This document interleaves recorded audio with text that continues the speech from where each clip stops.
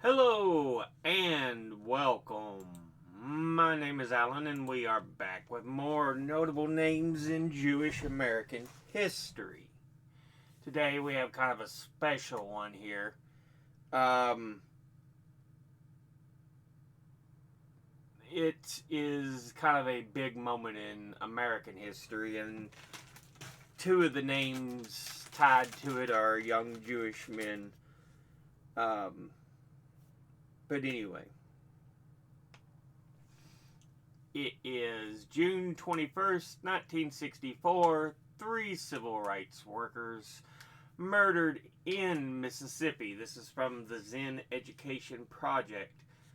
James Chaney, the sole African American, Michael Schwerner, and Andrew Goodman, the two Jewish American men I were talking about, were tortured and murdered by the KKK with help from the deputy sheriff near Philadelphia, Mississippi.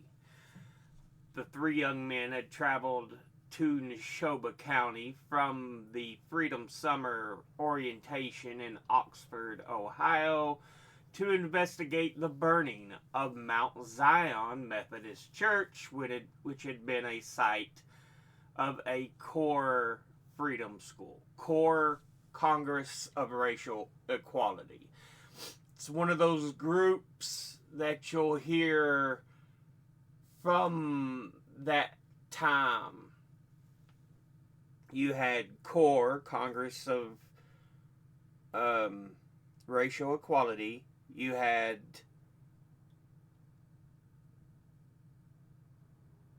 um,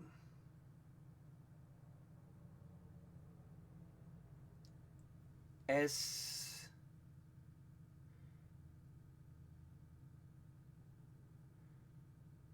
SNCC, Student Nonviolent Coordinating Committee,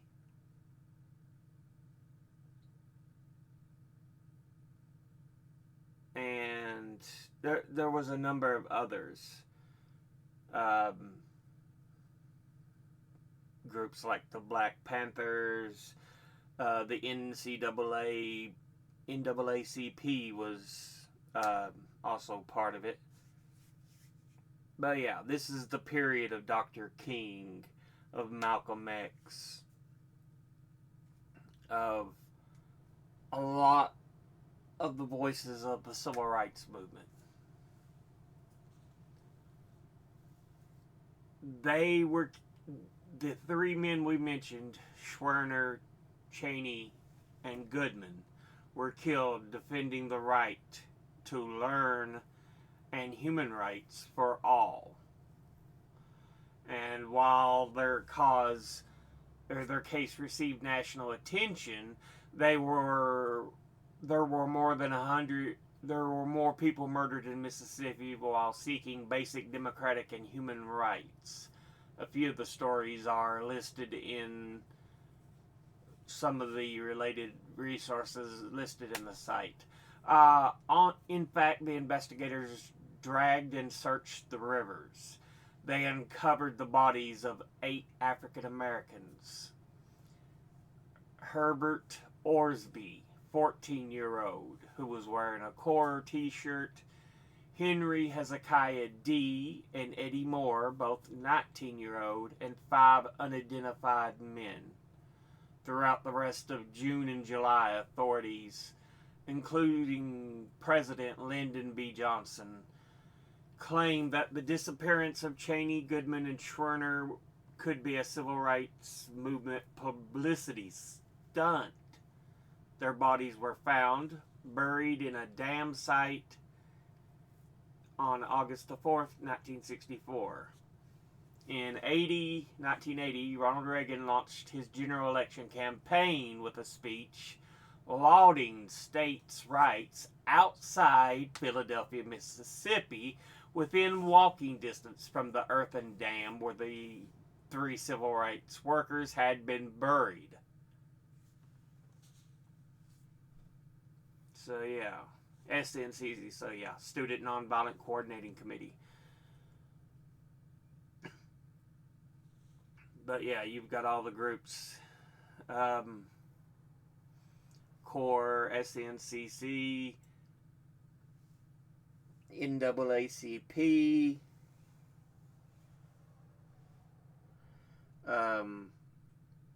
like I said, Black Panthers, and there were others. I cannot remember them all.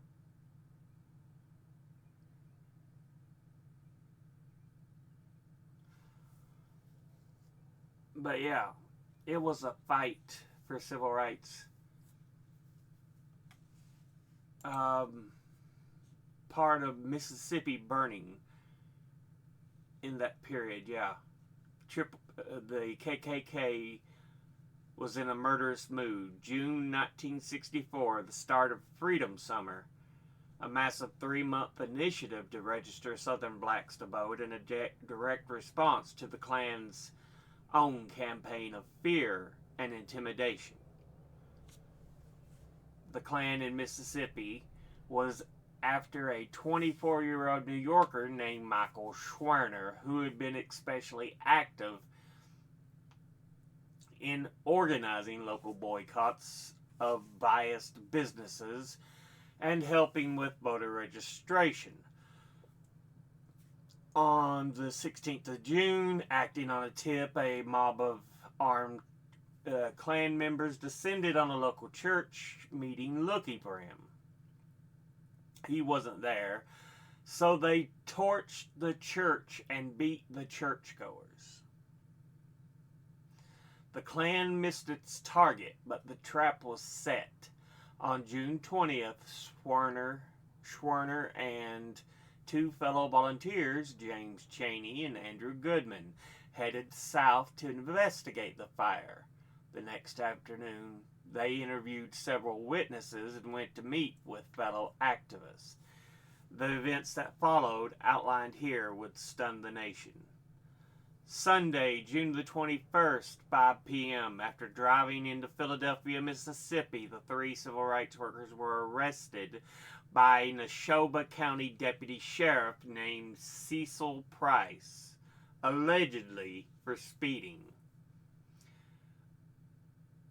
Around 10:30 p.m. that same day, Chaney, Goodman, and Schwerner were released and drove off in the direction of Meridian, Mississippi in a blue station wagon.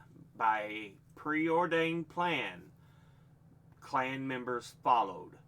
The activists were never heard from again. Early morning the next day, notified of the disappearance, the Department of Justice requested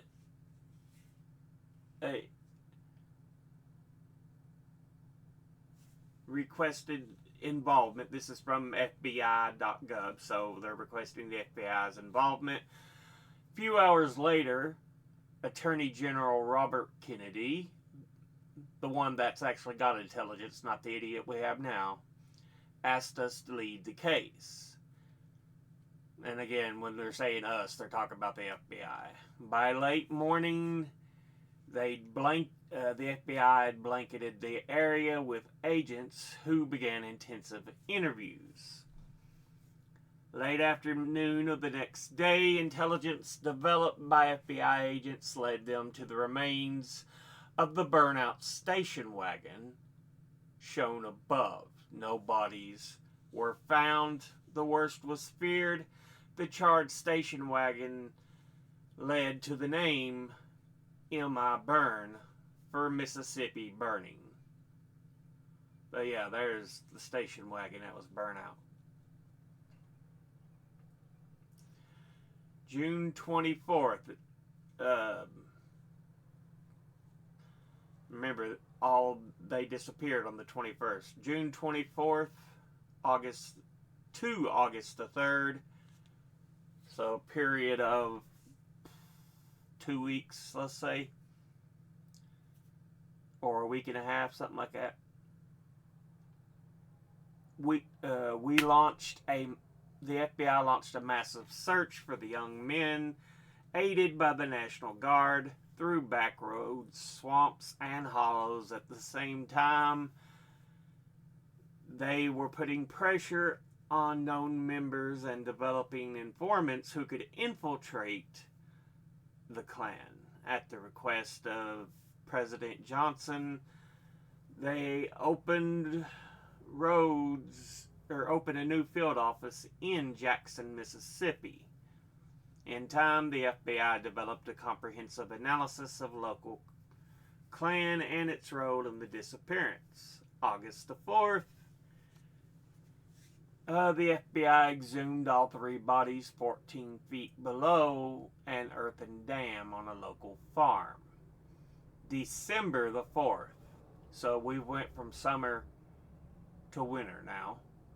More than a dozen suspects, including Deputy Price and his boss, Sheriff Rainey, were indicted and arrested.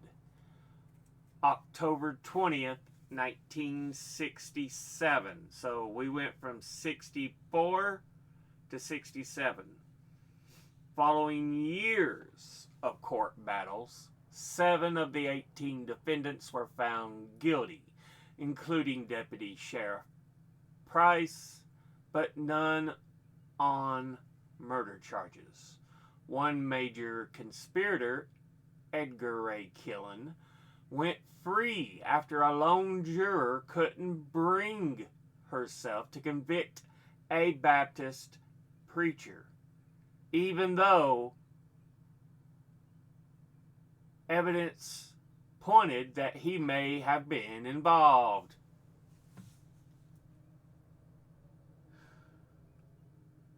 In the end, the Klan's homicidal ways backfired. The murders galvanized the nation and provided impetus for the passage of the landmark Civil Rights Act of 1964 on July 2nd.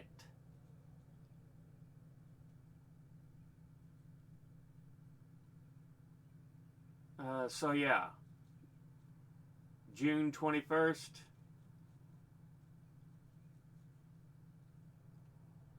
July 2nd. So, okay, it was over a month. I forgot to include July. June, July, August. Killen would eventually be convicted of manslaughter on the 41st anniversary of the crimes. So yeah.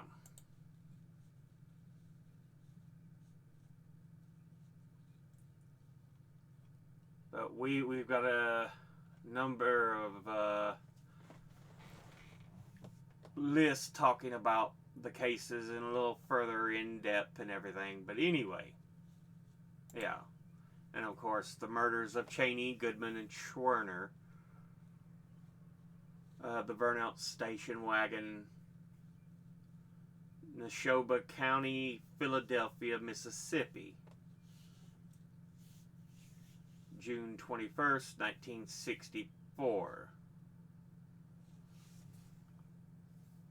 So yeah, 60...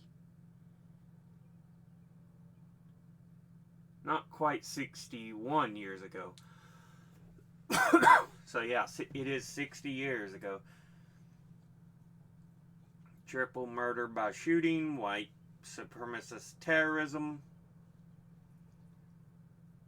KKK, white supremacy, those accused, Lawrence Rainey, Bernard Aiken, Travis Barnett, James Harris, Frank Herndon, Olin Lovell Burridge, Herman Tucker, Richard Willis, Ethel Glenn Barnett, Jerry McGrew Sharp. Actual convictions: Cecil Price, Samuel Bowers,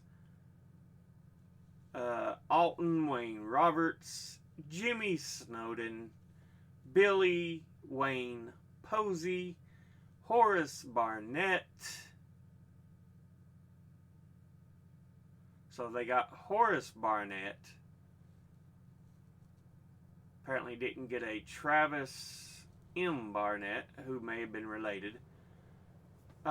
Jimmy Arledge, James Edward Jordan, and Edgar Ray Killen, eventually.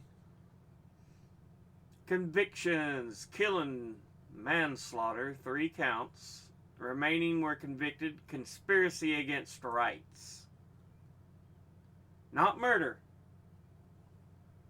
Conspiracy against rights. The sentences, Killen ended up getting life imprisonment without the possibility of parole after finally being convicted 20 years, after finally being convicted 41 years after the murders and everything. But yeah, he would have the possibility of parole after serving 20 years. So Bowers, Roberts. They got 10 years in prison, both paroled after 6. Posey and Price. Posey, 6 years in prison. Price himself was paroled after 4. Jordan, 4 years in prison. Right there, James Edward Jordan. And the last 3, Arledge, Barnett, Snowden, 3 years in prison. Snowden would be paroled after 2.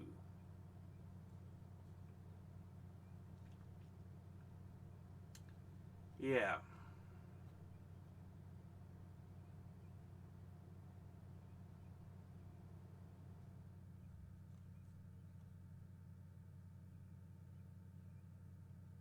Yeah.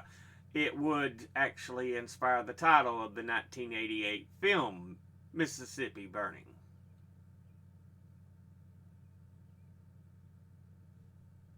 Which is loosely based on the events. So, yeah.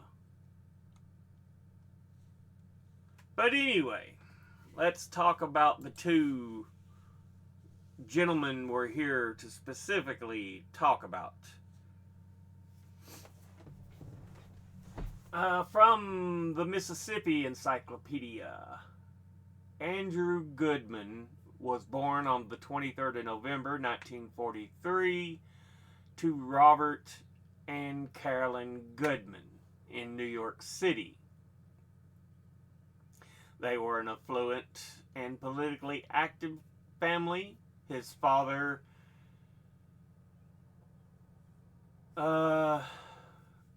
was a Robert Goodman who worked for his own father, Andrew's grandfather's Manhattan Construction Company, and Carolyn, a psychologist. They hosted political figures in the Upper West Side apartment they lived in, especially those in supporting those who were targets of the Red Scare. So yeah, they enrolled Andrew and his 2 brothers in the Walden School, and Andrew would become intensely interested in the issues of racial and economic discrimination. And as sophomores in 1958, Goodman and his friend Ralph Engelman decided to participate in the Youth March for Integrated Schools in Washington, D.C., organized by Bayard Rustin and CORE, Congress of Racial Equality, and they convinced 40 other students to attend as well.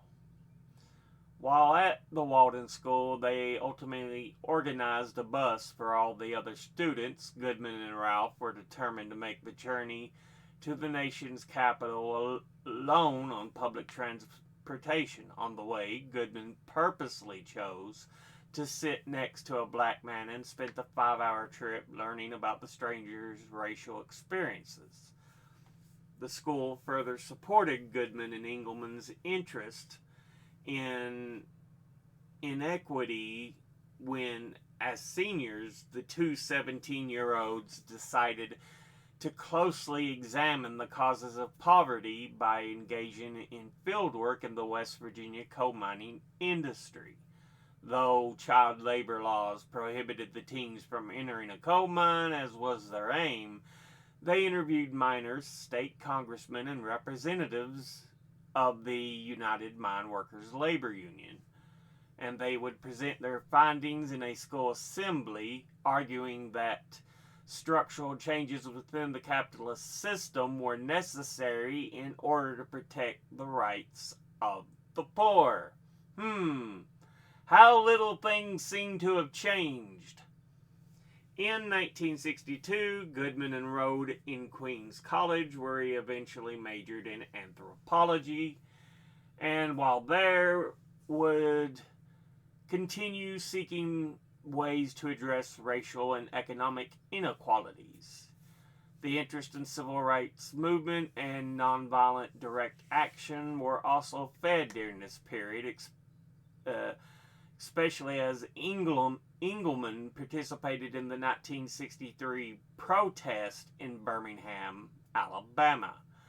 In addition, to learning more about the movement through his friend, Goodman was also inspired by a talk given at Queens College by Aaron Henry, the future president of the Mississippi NAACP. In April 1964, he participated in a core demonstration at the 1964 World's Fair at Flushing Meadow, Queens, with taking issue with the complete absence of the black experience and struggle for civil rights at an event themed Peace Through Understanding. That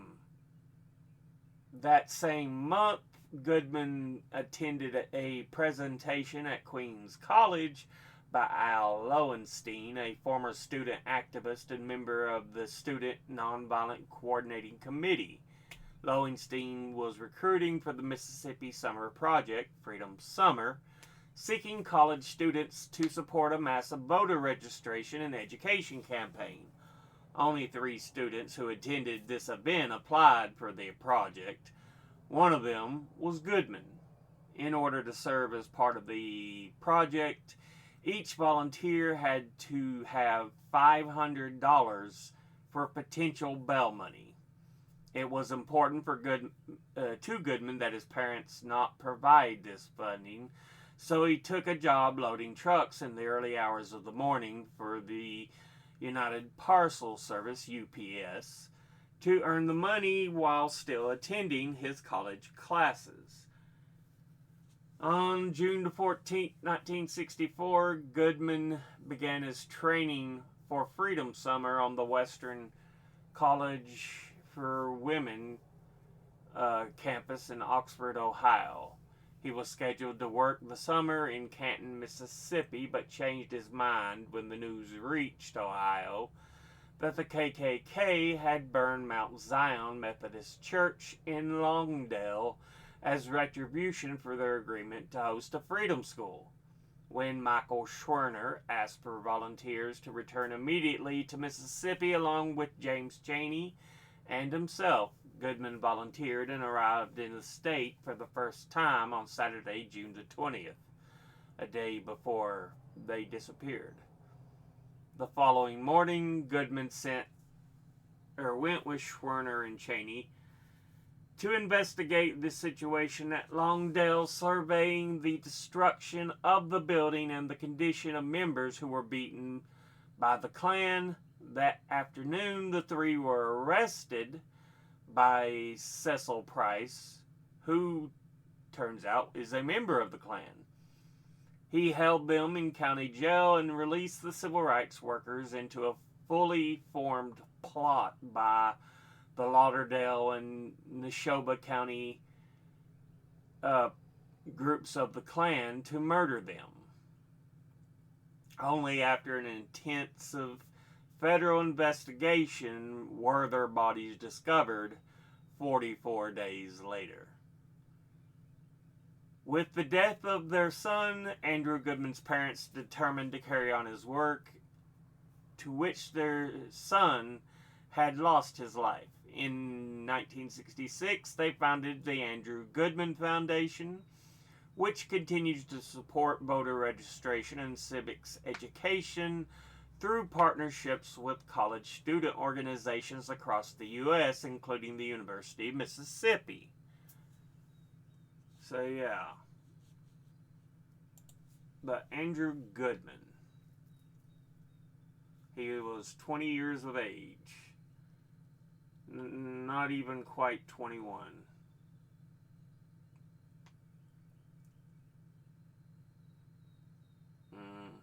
That sucks.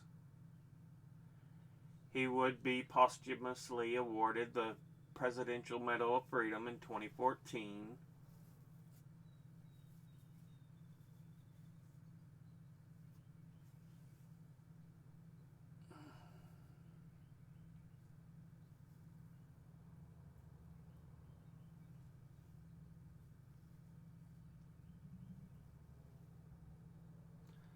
So, yeah.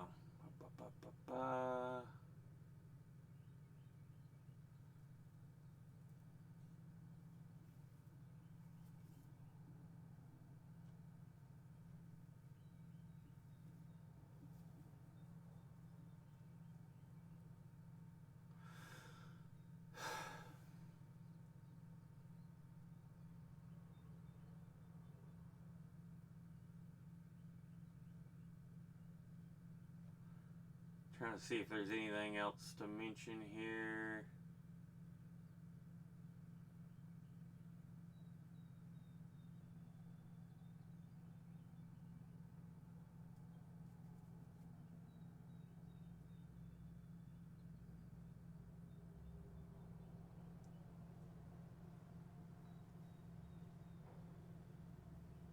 Case was officially closed in 2016, just one day before the 52nd anniversary of the murders.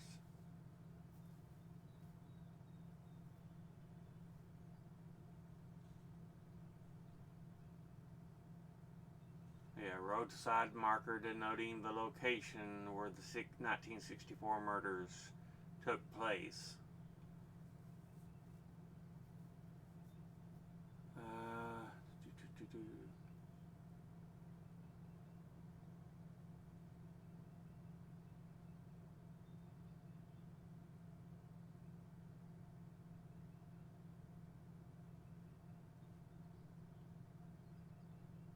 Okay.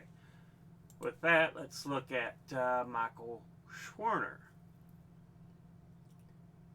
He was the second son of Nathan and Ann Schwerner of New York City, born on the 6th of November 1939.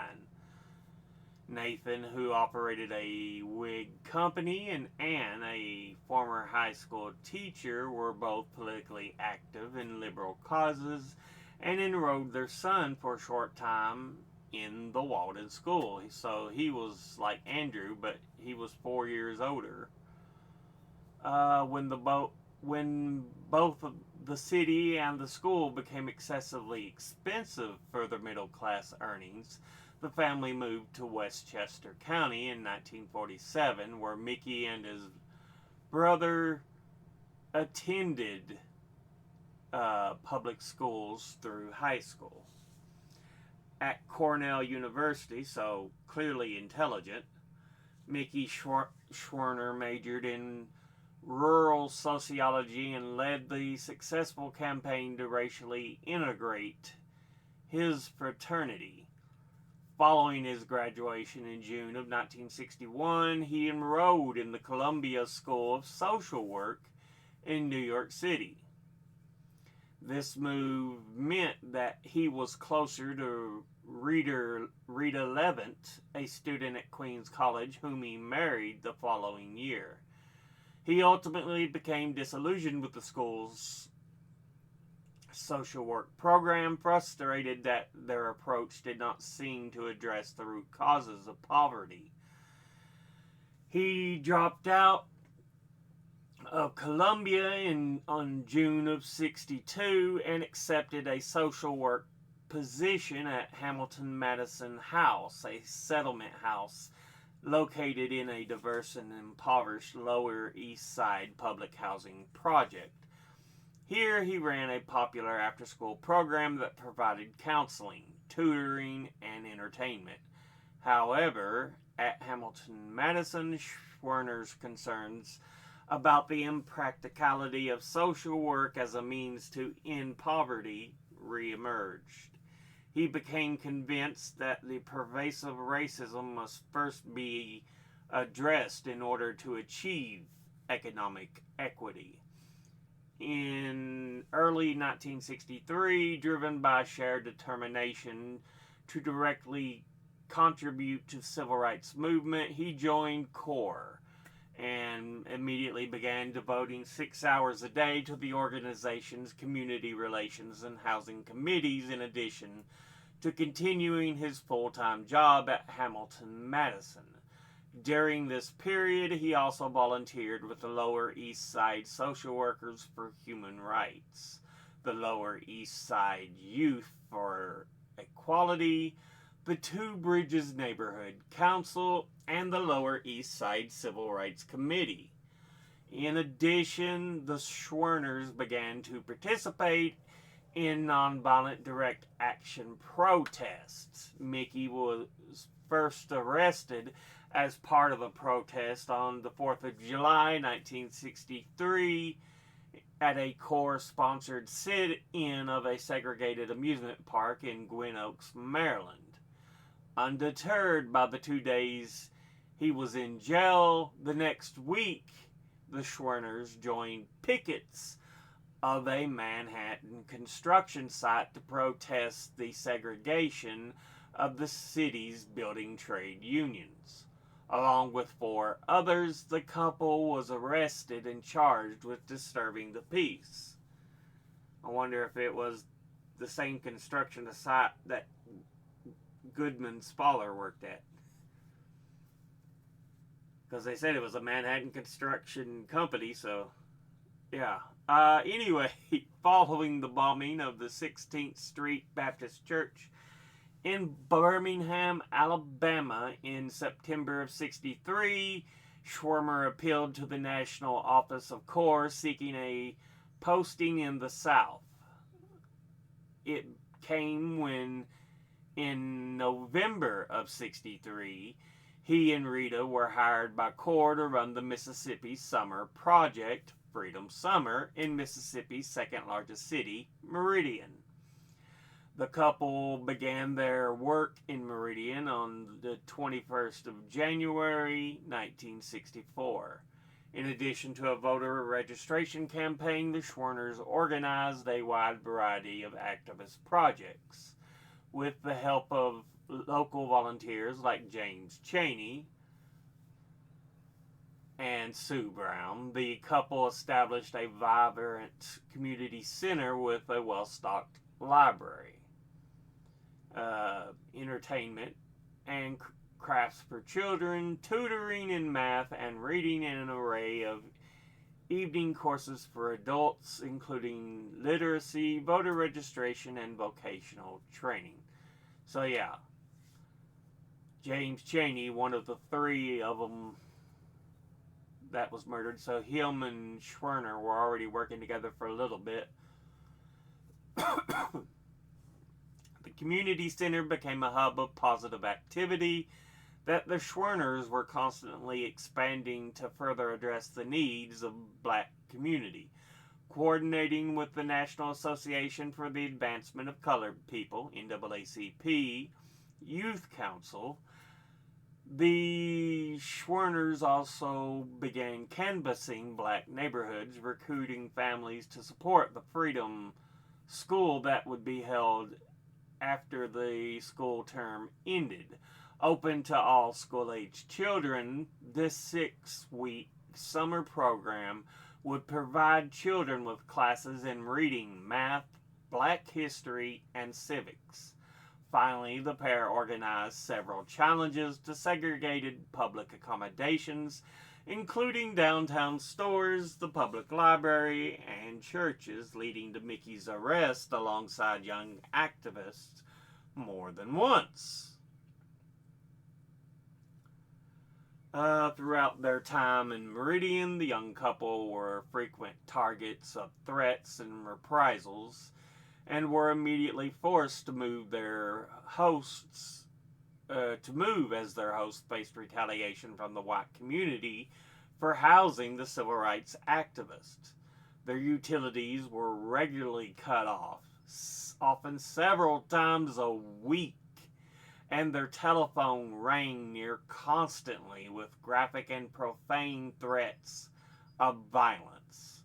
Older NAACP members in Meridian also frequently warned the couple about the potential of the KKK, which was highly organized in the area, to respond violently to their activities.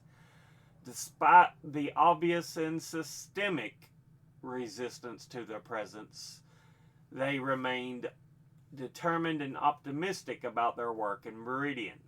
Because of the intense visibility of their activism, Rita and Mickey garnered intense interest among the Klan, who frequently discussed and followed the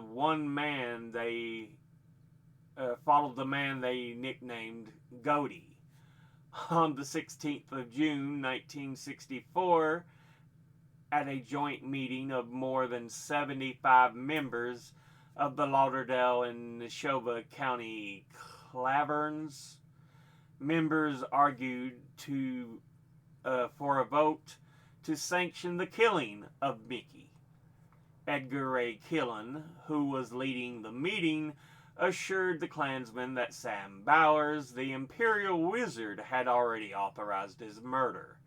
The plan to execute Mickey came to fruition on June the 21st, 1964, when he was arrested along with Andrew Goodman and James Chaney by Klansman and Sheriff Deputy Cecil Price. Price and a group of other Klansmen, many of whom were also law enforcement officers, murdered the three and concealed their body. Even as federal agents searched for his body for more than a month, Schwerner's vision for the Freedom Summer Project came to fruition in Meriden. Most notably, the city had the largest freedom school in the state, with more than 250 students attending, including many students who viewed Schwerner as their mentor.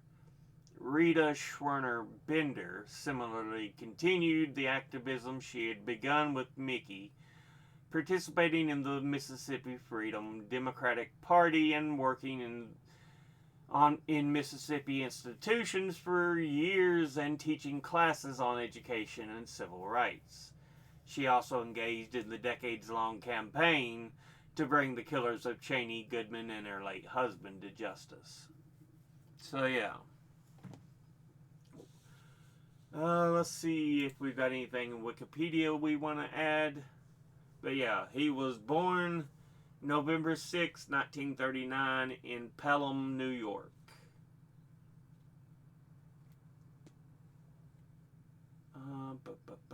He also received the posthumous Medal of Freedom in 2014 along with Goodman, so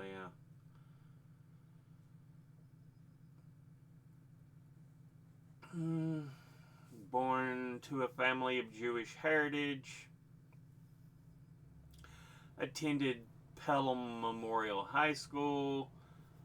His mother, Ann Siegel, was a science teacher at New Rochelle High School, and his father, Nathan Schwerner, was a businessman.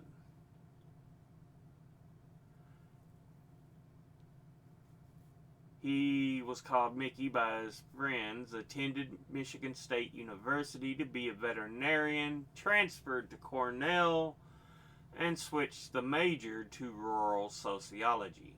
While an undergraduate at Cornell, he was initiated into the school's chapter at Alpha Epsilon Pi fraternity. He entered graduate school at the School of Social Work at Columbia University. So yeah.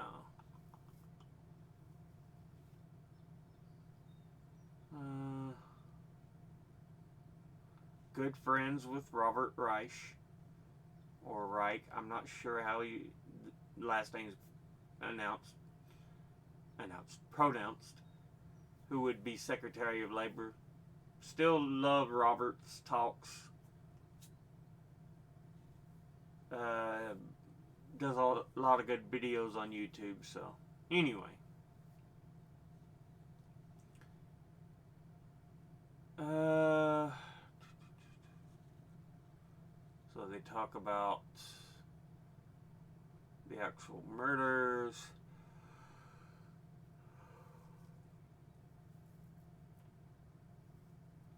One of the Klansmen, Alton Wayne Roberts, reportedly pulled Schwerner out of the car, pointed a gun at his chest, and asked, "Are you that lover?" Schwerner replied, "Sir, I know just how you feel," before Roberts shot him in the heart. Goodman was killed by Roberts in the same manner, while Cheney was killed by either Roberts or James Jordan after being beaten, chain whipped, and castrated. Their bodies were undiscovered for 44 days.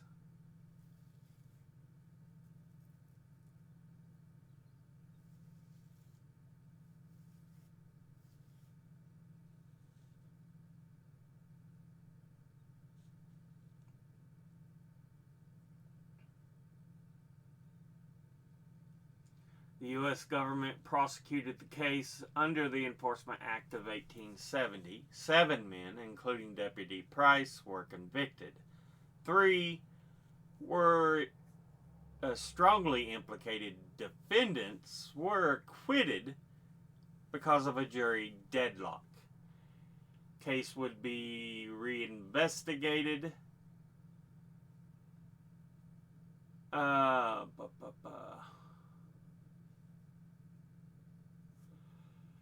Thanks to Jerry Mitchell, who had written extensively about the case for several years.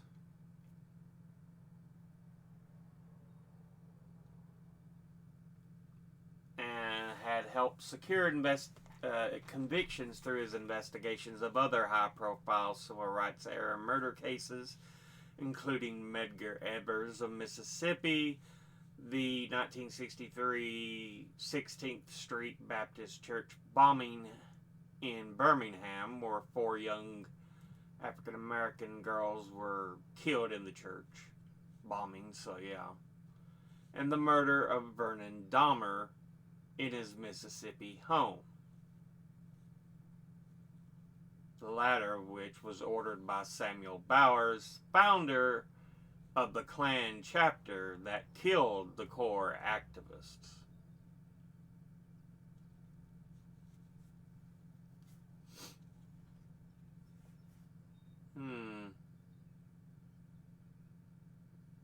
Edgar Ray Killen would be tried on manslaughter and found guilty on 3 counts. He was the only man charged with homicide in connection to the killings. Yeah, as we've already mentioned, the rest were convicted on conspiracy to prevent rights or whatever it was.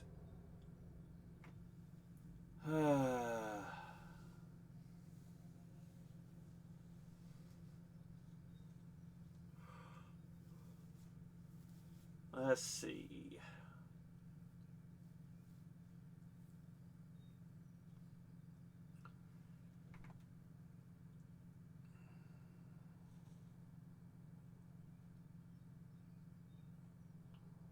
That seems to be everything. His hometown of Pelham, New York, where he was born, renamed a section of Harmon Avenue as Michael Schwerner Way in his honor, so in 2008. But yeah, so that's been a look at Michael Schwerner and Andrew Goodman. two Jewish American boys, kids, technically, by age you could say, man, but honestly, at that point, everybody's still a kid. You think of the way most 19, 20, 21, 22, 23-year-olds are. They're not grown.